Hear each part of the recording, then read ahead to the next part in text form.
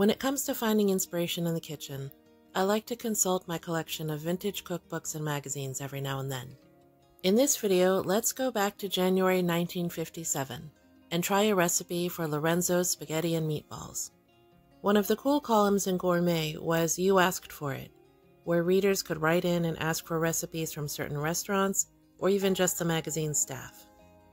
This particular recipe was requested by C.A. Couch, and they wrote, "The spaghetti and meatballs at Lorenzo's on Salina Street in Syracuse. Could you persuade them to share the recipe?"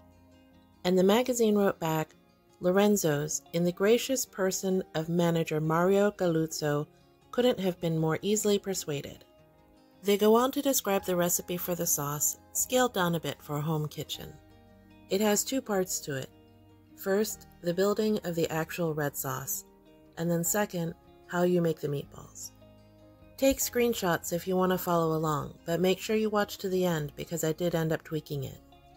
You start out by cutting up a bunch of celery and onion for your sauce. This may seem a little strange, but just go with it. It doesn't have to be chopped super fine, you'll end up straining it out later.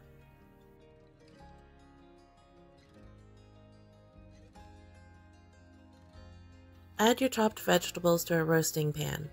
I like to line it with foil first, just for easier cleanup. And then put about 3 pounds of pork bones on top. Now, the recipe calls for pork neck bones, but I did bone-in country ribs. I couldn't find pork neck bones, and I'm not sure if this made a huge difference or not.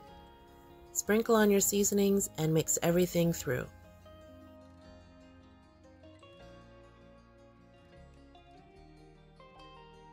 The recipe didn't call for a specific cooking time, so I let them roast for about 35 minutes. Transfer all of the ingredients from the roasting pan to your pot and add your tomato products. I went with 2 cans of crushed tomatoes and 1 can of tomato puree. After an hour, I switched it over to a crock pot. Even on the lowest setting, I was worried it would burn, so I put it in the crock pot on high. The sauce has to simmer for a few hours, so go ahead and get started on the meatballs. The first thing you do is make some wet breadcrumbs with white bread. I'd never used this method before, but it worked out really well. High in calories, but very effective.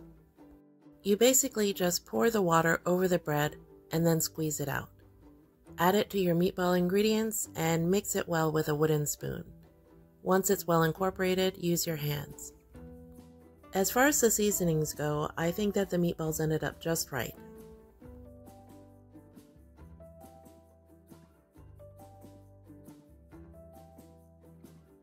When it came to shaping the meatballs, I went with 2 different sizes. Most of them were about the size of a golf ball, and I made about 4 big ones.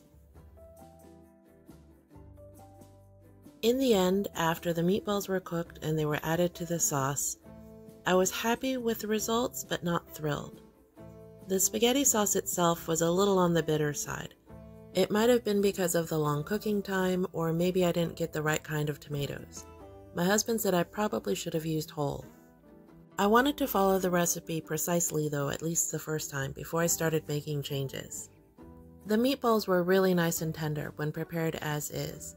It's the sauce that needed the work. It had a pretty flat flavor profile, which tasted mostly of tomato paste and canned tomatoes, but that's what it was made out of, so that makes sense. After tasting it, I went back and looked up some ways to loosen up the sauce and give it a little bit more body. I settled on the classic bolognese trick of adding a bit of cream.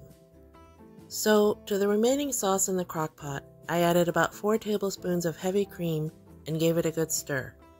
It was still a bit on the thick side and stodgy, so I added about a half cup of chicken broth and then let it simmer for 20 more minutes.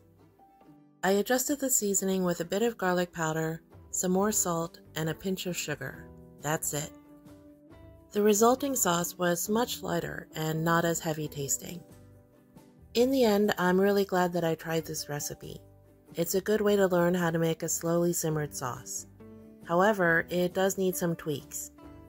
If you try to make this at home, I would suggest getting whole tomatoes or maybe a mixture with passata. I would also add a whole lot more garlic to the roasting pan when you do the pork bones. Take the time to find the pork neck bones if you can. Oh, and also, when you make the meatballs, decrease the amount of white bread you use.